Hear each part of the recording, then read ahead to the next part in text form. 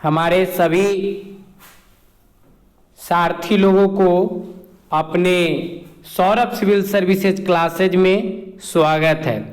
आज हम लोग यूपीएससी बीपीएससी के पीटी क्वेश्चंस को देखेंगे।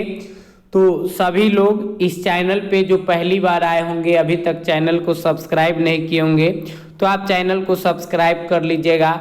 प्रत्येक दिन आपका क्लास जो है 8 बजे प्रारंभ हो जाएगा।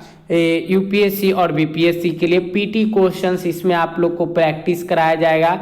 तो सभी लोग अपने टाइम के अकॉर्डिंग क्लास को ज्वाइन कर लीजिएगा। आज की जो क्लास है वह नेटवर्क टेक्निकल इश्यू के कारण आपका लाइव क्लास नहीं, ये हम आपको वीडियो बनाकर अपलोड कर देते हैं। बहुत ही सिलेक्टेड क्वेश्चन सब है, तो सभी लोग ज्वाइन जरूर करेंगे क्लास को। आपका जो अभी इसमें दे रखा है आपका 7 बजे से 8 बजे टाइम, ये आपके 8 से 9 में क्लास चलेगा।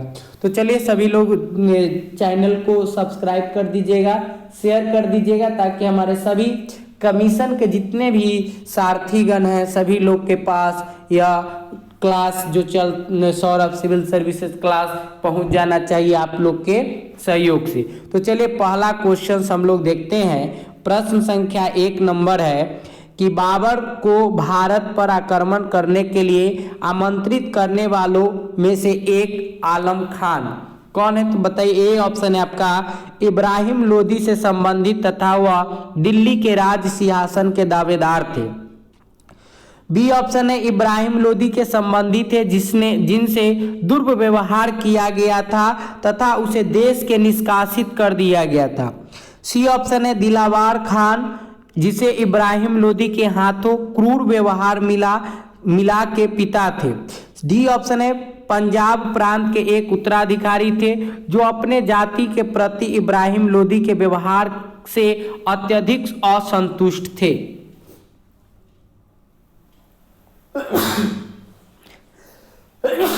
तो सही जवाब है आपका ए ऑप्शन जो है यहाँ आपका राइट आंसर है, ऑप्शन नंबर ए। बाबर ने भारत पर आक्रमण करने के लिए आमंत्रित करने वालों में से एक आलम खान जो थे यह इब्राहिम लोदी से संबंधित थे तथा वह दिल्ली के राज सिंहासन के दावेदार थे। यानी ए ऑप्शन जो है आपका यहाँ आपका सही जवाब है। अगला प्रश्न संख्या 2 है, मध्यकालीन भारत के मुगल शासक वस्तु थे।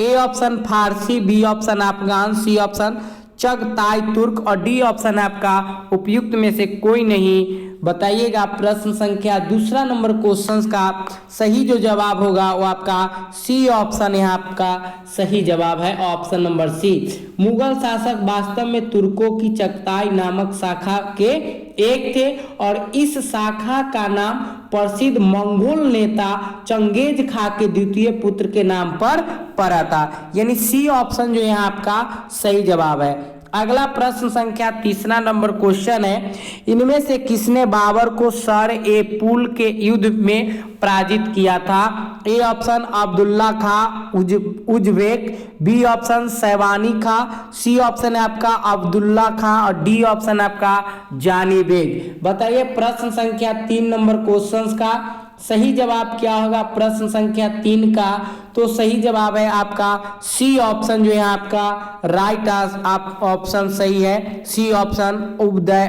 उब्दुल्ला खां, सी ऑप्शन जो है आपका सही जवाब है। चलिए अगला प्रश्न हम लोग देखते हैं। प्रश्न संख्या 4 नंबर क्वेश्चन, किस मुगल ने भारत में ऑटोमन युद्ध पद्धति को अपनाया? अकबर, शाहजहां, बाबर, उपयुक्त में से कोई नहीं। बताइए प्रश्न संख्या 4 का जवाब। तो 4 नंबर क्वेश्चन का सही जवाब है आपका option number C right answer Babur. Babur जो है आपका सही जवाब है। मुगल शासक बाबर ने भारत में ऑटोमन युद्ध पद्धति को पानीपत के प्रथम युद्ध जो हुआ था आपका 1526 ईस्वी में अपनाया था। इस युद्ध में बाबर की सफलता का मुख्य कारण उसका विशाल तोपखाना था। यानी सही जवाब है आपका ऑप्शन नंबर सी। अगला प्रश्न है आपका प्रश्न संख्या 5 नंबर, पानीपत का प्रथम युद्ध किसके मध्य हुआ था? बाबर और राणा सांगा, हेमा और मुगल, हुमायूं और शेरशाह खान और बाबर और इब्राहिम लोदी, प्रश्न संख्या 5 का सही जवाब। तो सही जवाब है आपका ऑप्शन नंबर डी, यहाँ पर आपका सही जवाब है। पानीपत का प्रथम विश्व युद्ध जो हुआ था 21 अप्रैल 1526 ईस्वी को बाबर तथा इब्राहिम लोदी के बीच में हुआ था। बाबर के पास विशिष्ट सुविधाएं थी, उसके तोपखाने ने इस युद्ध में आश्चर्यजनक कार्य किया। यानी सही जवाब है आपका ऑप्शन नंबर डी जो है आपका राइट आंसर है। अगला प्रश्न है आपका 6 नंबर, पानीपत में युद्ध में बाबर की जीत का मुख्य कारण क्या था? उसकी घुड़सवार सेना, उसकी सैन्य कुशलता, तुलु गामा पर था और अफगानों की आपसी फूटी। बताइए प्रश्न संख्या 6 का सही जवाब क्या होगा? प्रश्न संख्या 6 नंबर क्वेश्चन। तो सही जवाब है आपका बी ऑप्शन है आपका राइट सही आंसर है। उसकी सैन्य कुशलता जो है उसका राइट आंसर है। अगला प्रश्न है प्रश्न संख्या 7 नंबर, बाबर की इब्राहिम लोदी पर विजय का कारण था? बाबर की वीरता, तोपखाना, इब्राहिम की दुर्बलता और कुशल सेना नायक। प्रश्न संख्या 7 नंबर क्वेश्चन। तो सही जवाब है आपका प्रश्न संख्या 7 का डी ऑप्शन, कुशल सेना नायक जो है उसके कारण बाबर की इब्राहिम लोदी पर विजय हुआ। यानी डी ऑप्शन जो है आपका सही आंसर है। अगला प्रश्न है आपका प्रश्न संख्या 8 नंबर क्वेश्चन, निम्नलिखित में से किस युद्ध में एक पक्ष द्वारा प्रथम बार तोपों का उपयोग किया गया था? पानीपत का प्रथम युद्ध, खानवा का युद्ध, पलासी का युद्ध, पानीपत का तीसरा युद्ध। प्रश्न संख्या 8 का जवाब दीजिएगा। सही जवाब होगा आपका ए ऑप्शन जो है आपका सही जवाब है, पानीपत का प्रथम युद्ध। ध्यान दीजिएगा ए ऑप्शन आपका सही जवाब है। सभी लोग चैनल को सब्सक्राइब कर दीजिएगा। इस तरह के आपका सिलेक्टेड क्वेश्चन सब आपको कराया जा रहा है। क्वेश्चन नंबर 9, पानीपत की पहली लड़ाई में बाबर ने किसको हराया था? राणा संगा, इब्राहिम लोदी, सिकंदर लोदी, शेरशाह सूरी। प्रश्न संख्या 9 नंबर क्वेश्चन। तो सही जवाब है आपका option number B, right answer option number B, Ibrahim Lodi. Ibrahim Lodi जो है आपका सही जवाब है। अगला प्रश्न है आपका 10 नंबर क्वेश्चन। ध्यान दीजिए, किस वर्ष बाबर ने सुल्तान इब्राहिम लोदी को पानीपत की लड़ाई में पराजित किया था? 1527, 1526, 1525 और 1524। प्रश्न संख्या 10 नंबर क्वेश्चन के जवाब दीजिएगा कि सही जवाब आपका क्या है। तो सही जवाब है आपका ऑप्शन नंबर बी, 1526। तो आज के 20 क्वेश्चंस जो होंगे बहुत ही सिलेक्टेड क्वेश्चंस होंगे। आप क्वेश्चंस को पढ़ेंगे, सुनेंगे, आपको समझ आ जाएगा कि जो क्वेश्चंस है आपके कमीशन के दृष्टिकोण से बहुत ही महत्वपूर्ण क्वेश्चंस है। तो बी ऑप्शन है यहाँ आपका सही जवाब है। आगे हम लोग देखते हैं 11 नंबर क्वेश्चन, निम्न में से कौन सा युग्म सुमलित नहीं है? पानीपत का प्रथम युद्ध 1526, खानवा का प्रथम युद्ध 1527, घाघर का युद्ध 1529 और चंदेरी का युद्ध 1530। बताइए इसमें कौन सुमलित नहीं है? 11 नंबर क्वेश्चन का सही जवाब। तो सही जवाब जो 11 नंबर क्वेश्चन का है वो आपका डी ऑप्शन जो है आपका राइट आंसर है, चंदेरी का युद्ध। यह आपका 1530 में नहीं हुआ था, यानी डी ऑप्शन आपका सही नहीं है। यानी पानीपत का 1526 में हुआ था, खानवा का युद्ध आपका 1527 में हुआ था और घग्गर का युद्ध आपका 1529 में हुआ था। तो इस तरह से आपका प्रश्न संख्या 11 नंबर क्वेश्चन का डी ऑप्शन सही होता है। जबकि आपका चंदेरी का युद्ध जो हुआ था, चंदेरी का युद्ध यह 1528 ईस्वी में हुआ था, 30 में नहीं। 30 के जगह क्या हो जाएगा आपका 1528। यानी चंदेरी का युद्ध आपका 1528 में हुआ था, जबकि ऑप्शन में दे रखा है कि सुमलित नहीं है, यानी 1530 नहीं, यानी डी ऑप्शन आपका सही जवाब है। अगला प्रश्न ध्यान दीजिए 12 नंबर क्वेश्चन, निम्नलिखित पर विचार कीजिए। बाबर के भारत में आने के सफल फलस्वरूप एक और क्वेश्चन है, क्वेश्चन नंबर 1, उपद्वीप में बारूद के उपयोग की शुरुआत हुई। बी ऑप्शन, इस क्षेत्र की स्थापत्य कला में मेहराब और गुंबद का बना शुरुआत हुआ और इस क्षेत्र में तैमूरी यानी त्रिमुरीद राजवंश स्थापित हुआ। नीचे दिए गए कूट का प्रयोग कर सही उत्तर को चुनिएगा कि चारों ऑप्शन में आपका सही क्या है। ए ऑप्शन में 1 और 2 दोनों, केवल 3, केवल 1 और 3, केवल 1 1, 2 और 3। प्रश्न संख्या 12 नंबर क्वेश्चंस की जवाब बताइएगा। तो सही जवाब है आपका ऑप्शन नंबर बी जो यहाँ राइट आंसर है, केवल 3। केवल 3 जो है आपका सही जवाब है। आगे ध्यान देते हम लोग, अगला प्रश्न संख्या 13 नंबर। निम्नलिखित युद्धों में से किस एक में बाबर ने जिहाद की घोषणा की थी? पानीपत का युद्ध, खानवा का युद्ध, चंदेरी का युद्ध, उपयुक्त में से कोई नहीं। प्रश्न संख्या 13 नंबर क्वेश्चंस का सही जवाब क्या होगा बताइए। प्रश्न संख्या 13 बहुत ही सिलेक्टेड क्वेश्चन है आपके। तो सही जवाब है आपका ऑप्शन नंबर बी जो है राइट आंसर है, खानवा का युद्ध।